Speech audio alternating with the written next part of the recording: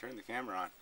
Alright, so I'll just point out, Logos for Losers, what used to be Jay Sounder, a long time ago, a vet now, and such. Well, anyway, he did a little video, well, I mean a little video, he's describing the anti-bullshit man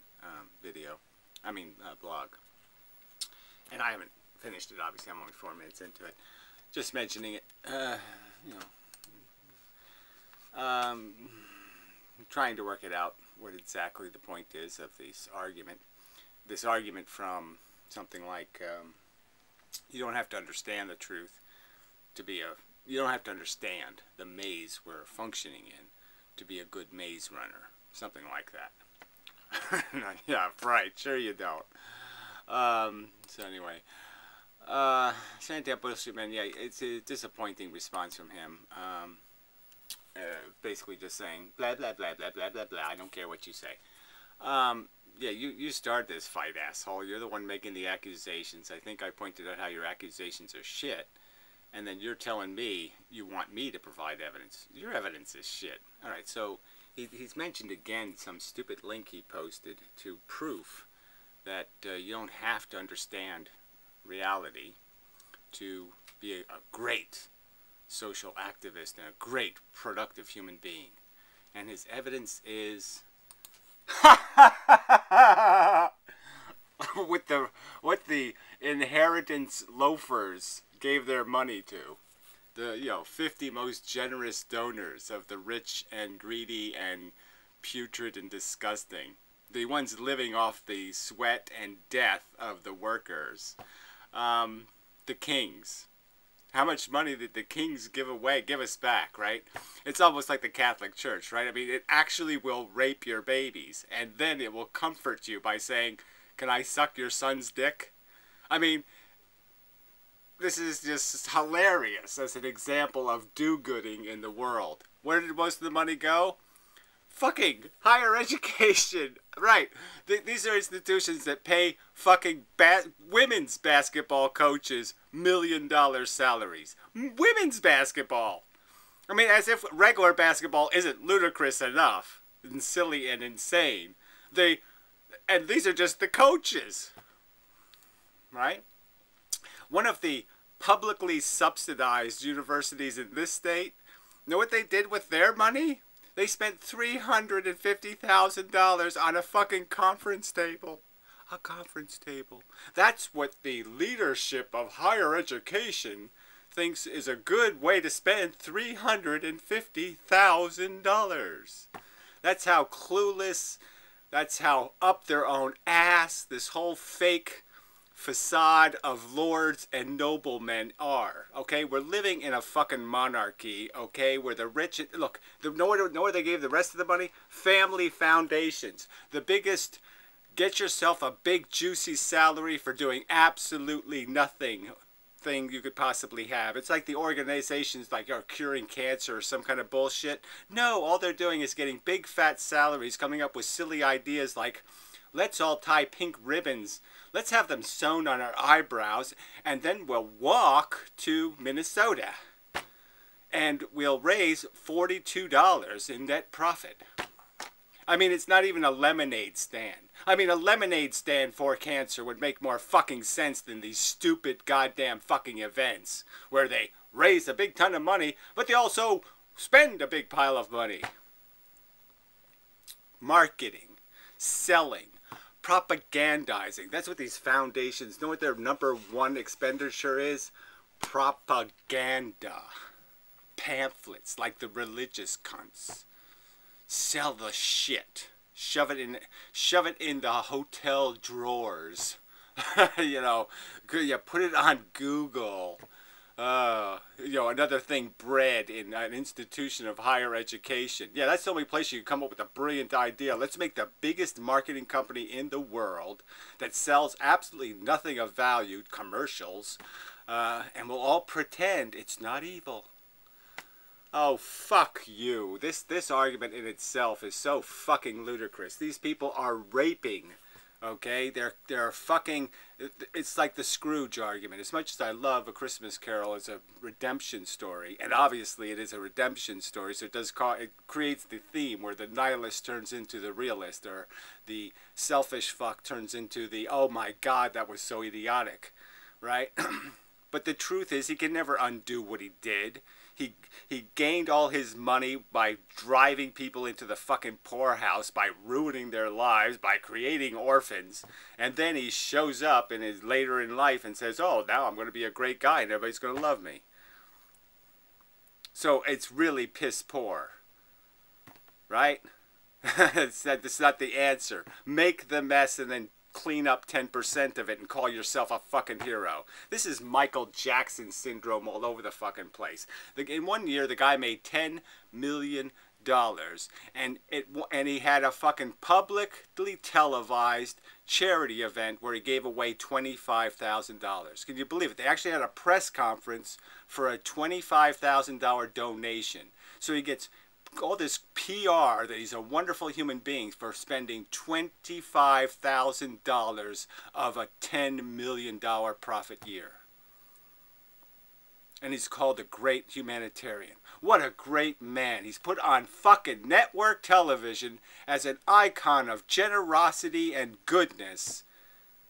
Fuck you. What do you think this foundation money is invested in, jackass? What do you think these fucking institutions are made of? They're making profits by exploiting the fucking workers every fucking day. They're gleaning huge profits and then spending a tiny percentage of it and throwing it back to the shit, right? But most of the money is spent on their own infrastructure, and you goddamn know it. A tiny percentage of the money goes to the cause. The rest of the money goes to a bunch of elitist motherfucking pricks who want to do the Scrooge thing, who want to feel good about themselves and say, I am a redeemed human being because I gave back 1%. All right? I saved one fucking kid from being raped after I raped 100. Oh, sorry, I didn't want to do this video, but I was going to avoid it because I said, oh, Gary, it's just going to piss you off. And yes, it did piss me off. So fuck you. Fuck anti-bullshit, man. Fuck him if he's going to use an argument like this as a fucking example of what's solving the world's problems. This is the solution, he thinks. He thinks these people are going to solve our fucking problems. He thinks these people are doing actual good in the world. This is his definition of actual good in the world. Zuckerberg, Mitchell, Bloomberg. This is actual good in the world. Fuck you. So yeah, you're condemned for that alone. So what I really want to do with these videos is take these basic themes of these assholes, statements they make, and I'll just point out, no, this is reality. Here it is, a simple story. And I guess what I'm really going to do is I'm just going to have to write it in just simple run, spot, run format, right? Spot is a dog. Spot has eyes. Spot can identify round red ball. Spot, because of a genetic defect, likes to chase things because chasing things needs food. So Spot associates ball with maybe fuzzy rabbit, but it's not really a fuzzy rabbit. You know, that kind of thing. Because apparently that's the only way. I mean, I have to reduce this into some sort of language you fucking idiots can understand, so you get out of this fucking nonsense language you got to talk. Meta this, anti that, hyper this, hyper that. Fuck you, tautology, ontology, babology, sociology, nanology. Fuck you people and your fucking bullshit. Idealism, realism, physicism, bizism, materialism, bizism. Fuck you, fuck you, fuck you, fuck you. Anyway. Sorry, I still can't hear, so it might be obnoxiously loud. I might be obnoxious. And also loud. Anyway. Alright, so is anything else I have to show here? Oh, no, I won't bother with anything else. Let's just find a place for the camera and get on with business. I'll just do my spiel. So Anti-Cantavant, right? So in his most recent video, this is a theme he keeps talking about. He actually said, all belief is just faith. So he basically just said that if I believe this battery is made of chemical compounds, that it was constructed because of a deliberate recognition that we discovered certain properties of certain elements and compounds, and we put them together because they make an electrical potential arrive at the two poles of this object, blah, blah, blah, that whole thing. That theory of how this battery came into existence is just as legitimate and just as illegitimate as Jehovah, a made-up biblical written story that has absolutely not one single shred of evidence outlining its origins or anything. It's just complete bullshit. So those two things are equal. Hell, heaven, the notion of a God, all that crap is the same as me understanding this battery. Yeah, right. How do you take this seriously, right? How do you have a fucking rational conversation on earth with assholes who will do this to language? Who will say that all belief is, that's what all belief is. All belief is faith. All belief, there's no difference in terms of the credibility, the substantialness, the integrity of any statement that comes out of somebody's mouth. They're all equally nonsense. Bullshit. Bullshit, bullshit, bullshit. I mean, it's just disgusting bullshit. It's so disgusting. I mean, like I said, I don't see why we don't have a law that says you just shoot these fuckers. Somebody says something that outrageously stupid, they really should be shot. Because there's just no fucking point. I mean, you obviously can't play this game at all if you're going to sit there and say faith equals evidence. Evidenced belief. Evolution is faith. Even though it took years and decades, people have worked on this. All the scientific experiments to get the genome, to understand the processes, to make the microscopes, to do all the analysis. All that work just negated as nothing. No value to it whatsoever. It might as well just be written in a book of fantasy. I might as well just make it up. I mean, it's just so fucking... It's such a non-starter for any kind of rational existing. You can't rationally exist if people are going to do this to words. There's just no fucking way to rationally interact. Alright, so enough of that. So, look, here's the story. Now, the first thing you really got to know about life is that we came from a process. So we have learned through the last 10,000 years. So that's kind of like the context to understand here, is that we've been developing an understanding. We weren't given one. We had to discover it. Okay, so that's sort of a necessary context to just understanding why there's so much error in so many of the things that we have fallen into. So why error is such an important thing to look for. It's just the fact that we had to make this thing. It's still in the process of being made. But that doesn't mean that everything is error. When some of these things we found out, they're not going to change. They're not subject to the same revisionism that other conclusions are. So it's just, you need to sort of understand that context, that because we have made mistakes in the past does not mean we will forever make mistakes. It just means that over time, what we are saying will become more and more and more reliable, and eventually all the bugs will be weeded out. And what I'm arguing is that we're at the stage where we should be pretty certain that we can weed out all the meaningful bugs, that we can say things assertively and definitively, and with quite a bit of sincere confidence. Not propagandist confidence, sincere confidence, that it really has been demonstrated beyond any reasonable conjecture for any alternative theory. That no alternative theory will ever, there'll be no set of facts that can change this truth. Alright, and so I would argue that we're sort of like, we're there. And it's just the people, now they're running from it. They're running from the there-ness because they don't like the story. And Anticonvod is a perfect illustration because he says things like, the truth is, the facts are there for him to use. He's looking for utility in truth. He's saying, how can I fuck somebody with this, or how can I fuck myself with it? How can I eat it? How can I, how can I gain pleasure out of it?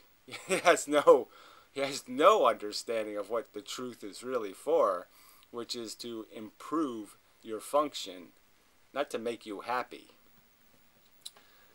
Which is part of this whole thing of understanding the context of your existence. The context of it. Yes, you were made to be happy. You were made to seek your comfort. That's what you've been designed to be. But also clearly, we can understand that that's a DNA molecule's plan for you. That isn't an intelligent plan. Intelligence can realize that there is a more important agenda existing in the context of your life, and that agenda is that you're not the only thing in need of comfort. That comfort is valuable because the DNA molecule made it so, but your comfort is not the universe. There's a whole bunch of needed comfort. Anyway, that doesn't need to exist, obviously. Alright, so look, you start with a material universe, and you can almost argue, I want to do this in a physics video, but I might as well do it now, that the entire universe, there is no nothing. There's just little somethings, and they're just smashed next to each other. Just little cubes. So the whole universe is just little cubes. And then what's happened is the little cubes have, little jolt. And they vibrate, and the jolt vibrates through them, and the vibration moves at the speed of light. So when something pushes, it pushes that thing, and that thing pushes that thing, and that thing pushes that thing, and that thing pushes that thing, right? So you could almost say that the whole universe is solid, and it's just these cubes, moving a vibration, just pushing. One guy pushes, the next guy pushes, the next guy, like dominoes, except they're just cubes pushing.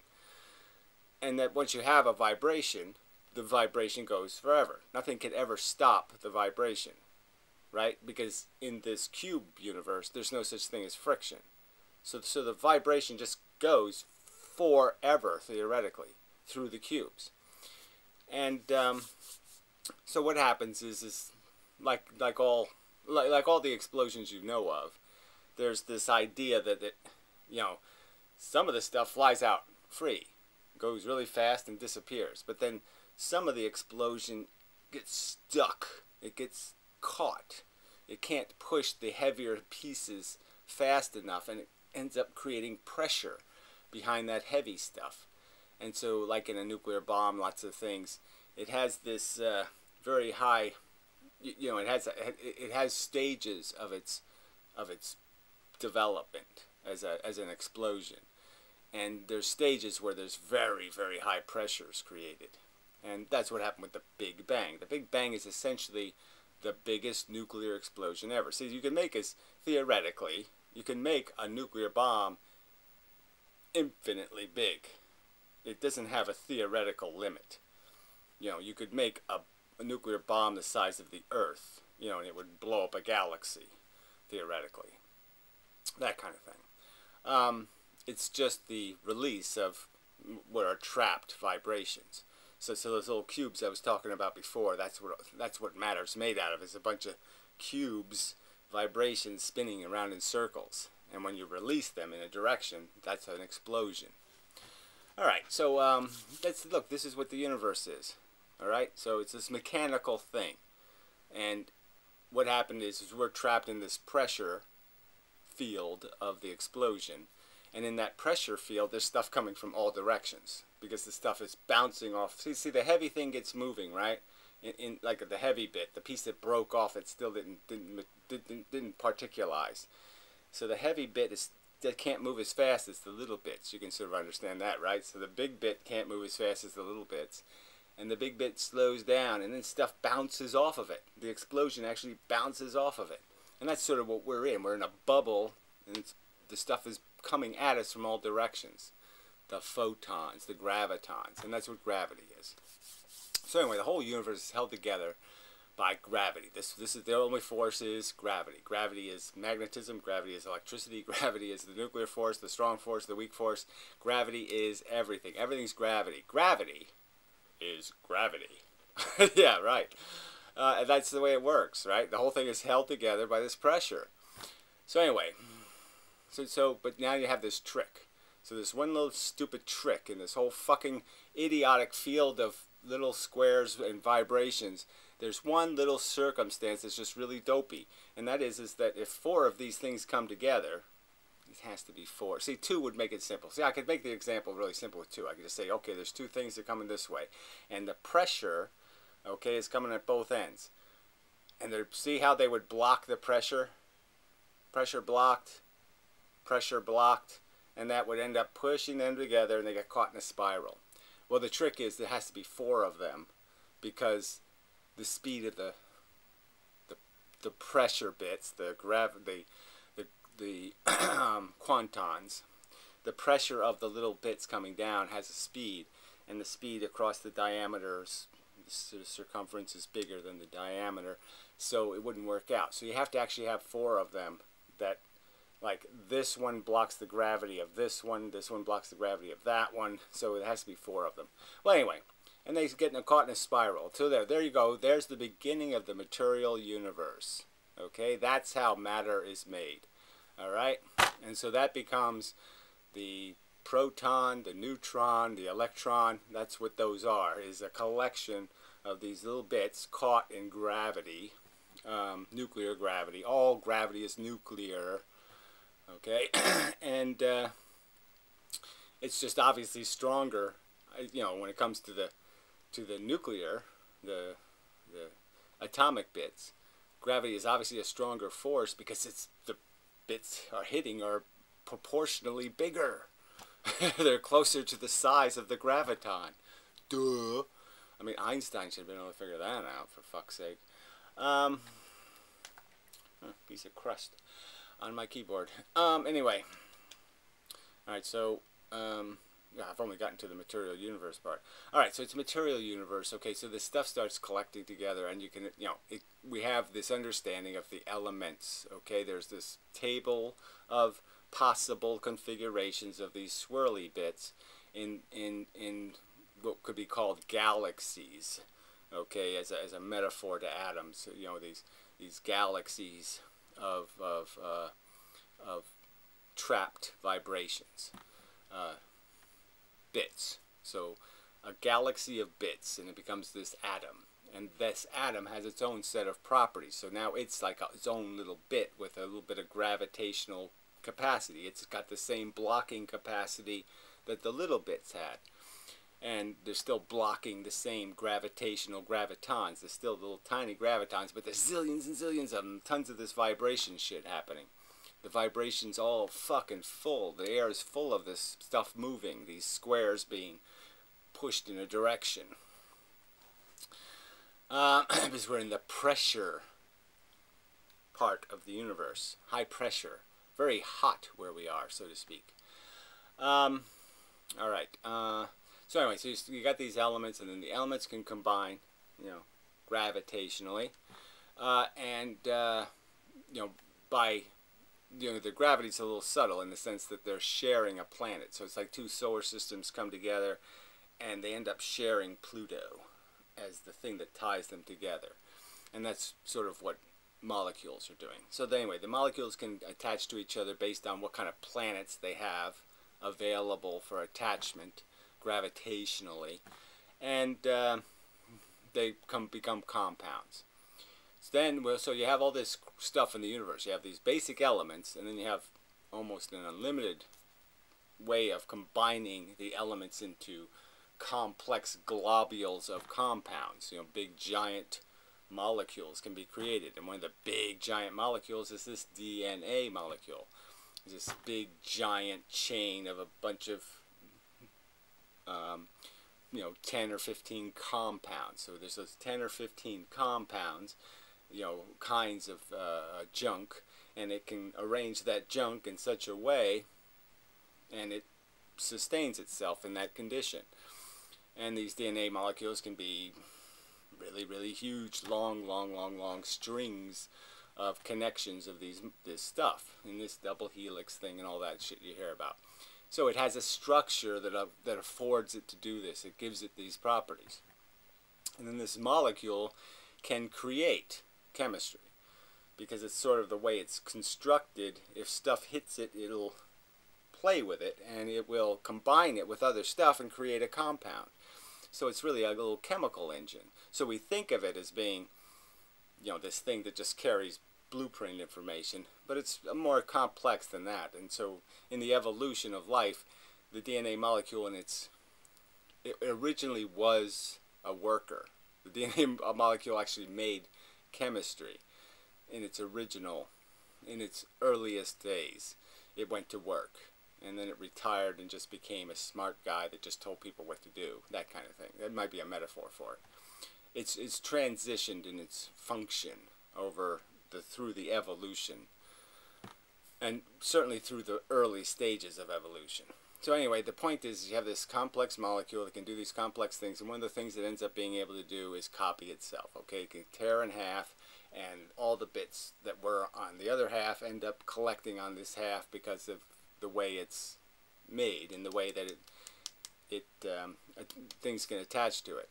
But it needs to be in kind of a clean environment for that to happen, because if it's not in a clean environment, little bits of arsenic or some other kind of chemical that's similar to one of these amino acids could end up sticking to it and fuck the whole game, because they don't have the same properties. So that's the necessity of the nucleus and all of this kind of stuff to create, well, the membrane, the cellular membrane. A filter that would prevent dirt from getting into the process. So it creates a clean environment where this DNA molecule can do this replicating. So that's one of the necessary stages, is that there's this importance that's tied to that. And so over time, finally, something happened where there was a filter. The filter was really good for this replicating, and so more replications were created with a DNA molecule that had a filter, that lived in a filtered environment. You can sort of just see how this evolution thing starts to work now, is things that are conducive to this replication end up getting more replicated. Okay, and so that's the basics of evolution. Success breeds success. So if you successfully replicate, there'll be more of you replicating in the future, and then more of you replicating in the future, and then more of you replicating in the future, and then more of you, you know, and so on, right? Exponential success kind of curves can be created. And so that's what life did on this planet, right? So there's just this DNA molecule, and as the molecule gets changed by accidents, it makes a mistake. Some invading bit of matter shoots through the membrane, crashes into the molecule, knocks a bit off, but that happens to be an improvement. And now it replicates even better, and now it creates even a better environment inside its nucleus for this replicating process to take place. So eventually, anyway, through this evolution process, I don't want to go through all of evolution of chemistry. I mean, I want to get to the well, you really should know all of this anyway, but whatever. I mean, I really want to just get to the part where we get to the psychological shit and just understand that we're just a psychology. But anyway, I have to go through this tediousness, and so it's probably going to be more than one video here. I really don't want to make a whole... See, this is why this part just should be written down somewhere. Do it right, do it once, get it done, be done with it. So I probably shouldn't just do this in a video. Yeah. Alright. Yeah, pause in the middle of the video and say, is this video truly necessary to be done in this format? But see, this is the problem. See, there's this simple way to say it. I could just say, look, you get it, right? I mean, it's a replicating machine. It's a Xerox machine. A Xerox machine that can be, that mutates, that can break. But it can break in ways that make it even better at making copies. And so you can sort of understand that if it can do that, it will morph into something else, something different than what it started as over time. Okay? And that's what we are. And so now we'll just get to the tool thing. So what you can understand is now you have all this stuff sitting here competing, all these different varieties, all these different Xerox machines. Now they all started in the same place. They were all, their ancestors, they have a common ancestor. But through maturation, the lineage, the children of that common ancestor changed in different ways. And now these children are all, the ancestor children, are all fighting with each other, like the North Americans, Indians were the same as the Europeans 40,000 years ago. And yet, they're the same, they were bred by the same organism. The same organism popped them out, you could almost say, as twins. And the two twins went in a different direction and eventually ended up killing each other. Right? And that's what really happened. That's the fact. And that's what's happening on this planet. So you have all these lineage of different machines, all with the same heritage, all with the same parents, and they're all competing with each other to put food in their mouth and replicate their molecule, and that's what they're doing. They're consuming and they're reproducing. That's what they do. That's the basic primary function of the machine, is just to replicate successfully. But to be successful is tricky in the sea of fucking junk, right? So you can say all kinds of tools could be used, right? So we see that in bugs. They got stabbing tools, and then they got punching tools. They got all kinds of tools. And one of the tools that evolved in this biology, this weapon development of evolution, was strategy tool, thinking tool, processing behavior tool. So it wasn't just punching. You didn't just punch with your eyes closed. You punched with your eyes open. So you were a much more effective boxer if you had your fucking eyes open. Right? If you had eyes. Eyes made you a better fighter. Just obvious. Right? But it's all toolkit. So our whole consciousness exists just because it was a tool to help a stupid molecule survive. It was conducive to its survival, therefore it survived, therefore it exists. Now there were lots of great tools that evolution invented that just didn't make it because of bad luck, right? An asteroid came down, hit them, blew them up or something. So all these great tools got destroyed all the time just because that's the way the system works. It doesn't care whether you have a great tool. It cares whether you actually make it to the future. You don't get hit by an asteroid. Truth. Yeah, I'm here because I wasn't hit by an asteroid. That's the truth. Along with a lot of other pianos that could have fallen on me. So a lot of it's just luck. But over time, it's not just luck. Over time, what's really going to get tested is the utility of these tools in terms of getting your molecule replicated successfully. But again, like I said, it's very crowded here. So success gets really complicated. But success isn't just fighting with the other assholes. Success might be find a rock to hide under. Because goddamn, this game is impossible to play successfully. There's no safety here. So find a rock. And so yes, things start trying to find places to hide.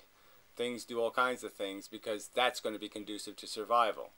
And so, so you can have strategies that are not necessarily just make copies and throw them into the world.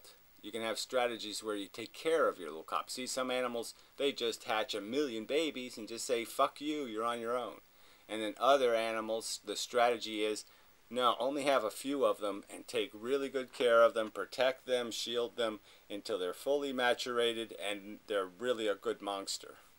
And then some of it's just practical because to make a big thing, it takes time to build it, for it to grow. It takes a lot of energy to make it. And to make a complex thing, complex behavior, well then you have to actually program it, right? So that takes time. So in the higher mammals, you have these organisms that really do take some work because they have to be conditioned and they have to be built. They have to be fed a lot of food to grow and do all this shit, and they have to be educated by experience to have any functionality of this hand-eye coordination doing their punching thing to survive. And so we learn how to survive. And so part of that survival, though, will be these impulses, these psychology, You know, this crap in our head, I want. So we want our food, and we want warmth, and, you know, some boobies, and we want the vagina sex, and we want hugs. And then we also have this whole ego thing, because we're alpha animals, you know, where you we have this internal competition with our own siblings and with the other animals to decide who's the best. See, it's another little sub-competition in the big competition. So our tribe is competing with the other tribes, and then inside the tribe, we're competing with each other as individuals for who's got the best junk, the best tools psychologically and physically. So he does more of the replicating, right? So in most mammals, there's a competition interior that kind of gives you breeding rights. And we call that alpha males. You know, that's just another way of evolution improving the strength of the tribe, and then the strength of the kind, you know, and the strength of it's just another way of making it a better competing organism, is to have all these tests of strength, of fitness, of ability to master the environment, you know, to fight the good fight for your DNA. And that's, you know, so we have this ego thing, this alpha competitive thing, this you know, me first kind of attitude that develops inside of us because of this syndrome of our psychology. And then we also have the opposite, which is the, you know, people get inferiority complexes and they get intimidated, and, you know, that's the whole thing, is that you don't really want it to be a blood fight. You want people to, you don't want us to do too much damage to each other. It would be an unproductive competition if we killed each other. Just like the Olympics, you know, it would be more fun to watch maybe if they killed each other. But you can understand mechanically it would be very expensive if they actually killed each other, or maimed each other, or cut each other's arms off and shit. You know, but then you'd have to patch all of that. It'd be very expensive, blah, blah, blah, blah, blah. So obviously, this infighting in the tribe, you don't want to get too crazy, okay, but then your tribe will get fucking annihilated. So you want to create like a submissive, what's the other word?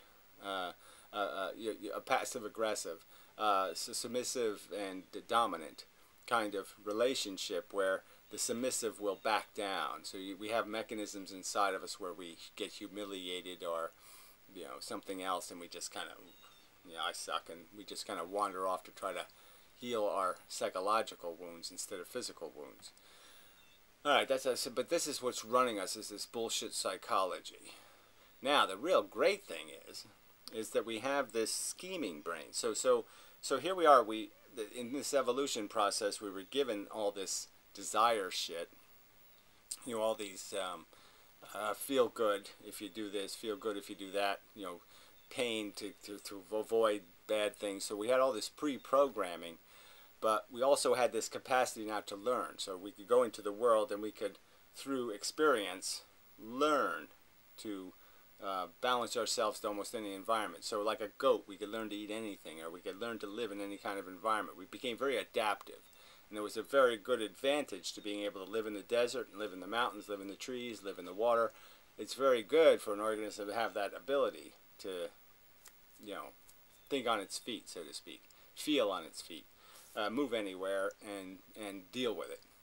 And so we got this scheming tool, this device that can register what happens through experience, identify things, symbolize them, represent them with oh, that works, that doesn't work, that was failure, this is success. And it could identify the bits that led to the success, and it could think and understand. And so this is another piece of our tool. It's another tool we have, that we have this thing called intelligence, which really is just a modeling machine. It gives us a projection of reality, a model of it. And it value taints it with our experience. So we can know, like, things are painted in red, things are painted in blue, things are identified as being, this works, this is bad, this is dangerous. And so everything gets labeled with these feelings. And this gives us a very enhanced we're essentially seeing the future by seeing the past written on our present. So the past is written on our present in terms of a feeling or a sensation or the creeps. Something gives us the creeps. You know, that creepy feeling. And so by labeling something with the past, by painting it with the past, you essentially give you the ability to see the future, because now you can see its tendencies, its probabilities, its outcomes. So anyway, we have this brain that can do this modeling thing. Well, what it can do is model the entire universe. It can label all kinds of things, not just things important to us, but things that are just facts of the reality we exist in. So we can label not just important things like bear, bad, bear snarling, bear running towards me. Yeah, we can label not only just things like that, we can label all kinds of things in the environment. And we can understand that the more we know, the more powerful this model becomes, because it becomes more and more accurately labeled, more and more accurate definition. So it's not just colored red, it's colored bright red, and it has stop written on it. We can make it more and more precise, this model, have more and more precise identification written on it. And one of the precise things, one of the things we identify is us. And we can write down a whole list of things, of properties of what we are. So we're not just stupid or smelly, vagina good, penis bad. We're not just that stupid anymore. Now we can understand men and women. We can understand the context they live in. It's not just about their utility. It's about the fact that they actually have brains and they have their own lives and all this kind of stuff. And so that's where this philosophy shit gets in here, where we understand that when we start identifying ourselves, we start just identifying a class of organism, a kind of dishwasher. This is what it comes with. This is the tools it has. This is its vulnerabilities. It can be tortured. These are facts of its existence. And we can understand that, yeah, torture would be bad. Yeah, and comfort is good because we personally experience it. So that's obvious as fuck. And now we can understand that there's this bigger picture game that's being played, that all the dishwashers are doing the same goddamn thing, and they're all producing these sensations, which are really the only thing you can identify as being important. I guess I should talk more about that, but I already have, but I guess I need to say more about why this sensation thing is separate from all the other crap, why it's different than mug, or battery, or anything. Yeah, why it's uniquely different in all material existence. But it is. I mean, being conscious and having sensations is completely different than being the moon. Completely different. Like, so much different. I mean, it's, we have things in common with the moon, don't get me wrong. But I mean, so it's not completely different literally. But I just mean, we are so different in so many ways that the kind of way we're the same is tiny, tiny, and the kind of way we're not the same is huge, huge. So you say completely, but it's not really the truth. Almost completely different. All right, anyway. So is born a conversation about what we call ethics, or right, wrong, decent, reasonable. All these things become viable words now in talking about behavior and what it means to be alive. And so I'm saying we know what we are, where we came from. You're just a machine designed to copy itself, equipped with a bunch of tools that are likely aggressively anti-everything else. And you have to understand that pre-existing mechanical bias has nothing to do with good or bad or right or wrong. And that determination will have to be made by modeling, by recognizing things in the world and acknowledging their existence, and that their existence has implication. So the very idea that my model is not intrinsically the best model, and that the environmental definition of fitness is meaningless, essentially. It's not a very good definition of fit. And that real fitness is, you could think of it as, what makes things more comfortable. What makes things feel better, right? And unfit are things that make things feel worse. That seems pretty obvious. Yeah, it seems pretty obvious that fitness would have something to do with things feeling good versus things feeling bad. And that would be like one of these axioms or premises that you say, okay, this is a fact that's just never going to change. It's never going to be good to make things feel bad, and it's never going to be bad to make things feel good. That's just fucking stupid. Ludicrous theory. So you just kind of say, okay, yeah, you accept that or you're an imbecile. Come on. This isn't religion. This is like you personally experience the sensations. You have to be able to tell which one's down and which one's up. You really have to be able to feel this value gravity and understand which way is up. You know, feeling good is up and feeling bad is down. You have to be able to figure that out, right? Ah, fuck. Getting tired now. Anyway, so the point is we have this stupid, idiotic psychology. Our modeling brain can model our stupid psychology as one of the facts. It can recognize that we're fundamentally constructed by an idiot. We're Frankenstein monsters. And that to rise above that, to improve on that model, the biggest improvement will be being very careful about what you do as think, what you process as facts. And it would be very stupid to say there are no facts. That's just ludicrous. But yeah, you got to be a little bit careful about identifying things and getting it right. I can't call another sentient organism a cup. I have to recognize them for what they are. A thing producing exactly what I'm producing. Experience, conscious experience. And that I can't automatically just say enemy, computer, blah, blah, blah. No, that's stupid. It might be just as good as I am. It might be just as worthy as I am. It might be just as deserving as I am. All these kind of concepts are all things we can now understand and put into the model as relevant. Ideas like fairness, we can understand. A DNA molecule can't understand. We can understand because we have the modeling brain, the brain that can model reality. So we're the only thing that can understand. Okay, that's probably enough. I mean, there's a whole, I mean, you could go on endlessly about psychology, right? You could write really thick books about psychology.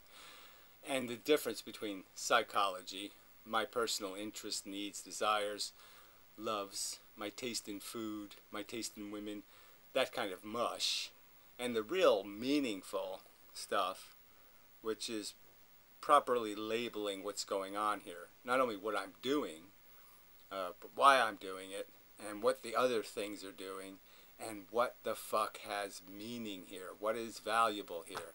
And I'm just saying that's the easiest one of all of these questions. It's the fucking one that's just thrown right in your fucking goddamn face as a sentient organism. You goddamn know it has significant value how you feel. The difference between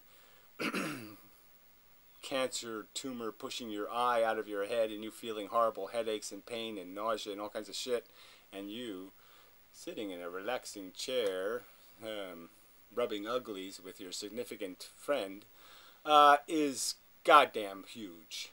These are different universes essentially of you know, the difference in the gravity, the matter gravity. Anyway,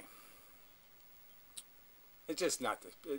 I mean, and I was just saying, if somebody's going to say I deny mattering gravity, I deny value gravity, I'm just saying, from my perspective, you can't rationally model.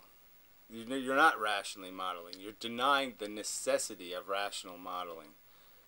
It's too fucking insane. I'm just saying that if anything else you're going to go to war over, that's a fucker to go to war over. I mean, slavery is bad, but that's a lot worse. I mean, that just is insane.